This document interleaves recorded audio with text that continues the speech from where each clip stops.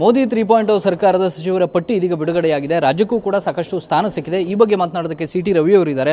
Sir, ಇವತ್ತು ಒಂದು ನಿರೀಕ್ಷೆ ಎಲ್ಲೋ ಒಂದು ಕಡೆ ಸರಿಯಾಗಿ ಆಗಿದೆ ಅನ್ನುವಂತಹ ಲಕ್ಷಣಗಳು ಕಂಡುಬರ್ತಾ ಇದ್ದಾವೆ. ಏನು ಹೇಳ್ತೀರಿ? ಎಲ್ಲ ನೋಡಿ, ಮೋದಿಜಿಯವರ ಅಜೆಂಡಾ ದೇಶವನ್ನು ಮುನ್ನಡೆಸೋದು, ದೇಶವನ್ನು ಅಭಿವೃದ್ಧಿಯ ಕಡೆಗೆ ತಗೊಂಡು ಹೋಗೋದು, ಬಡವರಿಗೆ ಬಲ ಕೊಡೋದು, ಸಂವಿಧಾನದ ಆಶಯವನ್ನು ಅನುಷ್ಠಾನಕ್ಕೆ ತರೋದು ಮೋದಿಯವರ ಅಜೆಂಡಾ ಇರತಕ್ಕಂಥದ್ದು.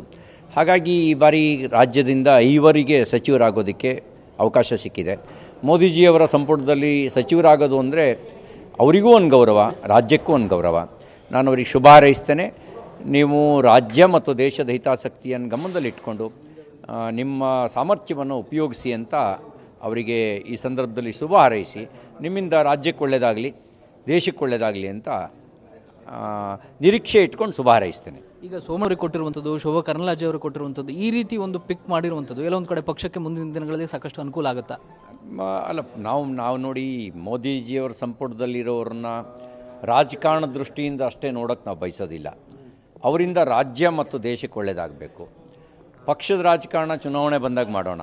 ಈಗ ನಾವು ಮಾಡಬೇಕಾಗಿರೋದು ರಾಷ್ಟ್ರಹಿತದ ರಾಜಕಾರಣವನ್ನು, ರಾಜ್ಯಹಿತದ ರಾಜಕಾರಣವನ್ನು, ಆ ರಾಜ್ಯಹಿತದ ರಾಜಕಾರಣ ಮತ್ತು ರಾಷ್ಟ್ರಹಿತದ ರಾಜಕಾರಣ ನಿಮ್ಮಿಂದ ಆಗಲಿ ಅಂತ ನಿರೀಕ್ಷೆ ಇಟ್ಕೊಂಡು ಅವರಿಗೆ ಶುಭ ಹಾರೈಸ್ತೇನೆ. ಈಗ ಕೊನೆಯದು, ಮೈತ್ರಿಯ ಬಗ್ಗೆ ಕಾಂಗ್ರೆಸ್ನ ನಾಯಕರಿಗೂ ಆತಂಕ ಇದೆ. ಎಲ್ಲೋ ಒಂದು ಕಡೆ ಲೋಕಸಭೆಯಲ್ಲಿ ಹೆಚ್ಚು ಸ್ಥಾನ ಗಳಿಸೋದಕ್ಕೆ JDS BJPಯ ಮೈತ್ರಿಯ ಕಾಂಬಿನೇಷನ್ ಕಾರಣ ಆಯಿತು ಅಂತ.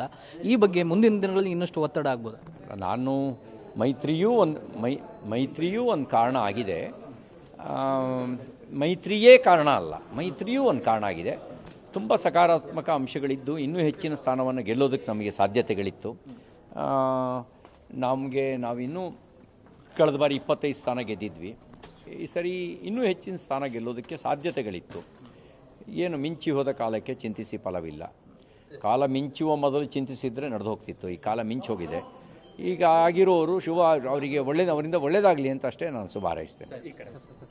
ಇದಿಷ್ಟು ಸಿ.ಟಿ. ರವಿ ಅವರ ಮಾತು. ಕ್ಯಾಮ್ರಾ ಪರ್ಸನ್ ವಿನೋದ್ ಜೊತೆ ಪ್ರಸನ್ನ ಗಾಂವ್ಕರ್, TV9 ನವದೆಹಲಿ.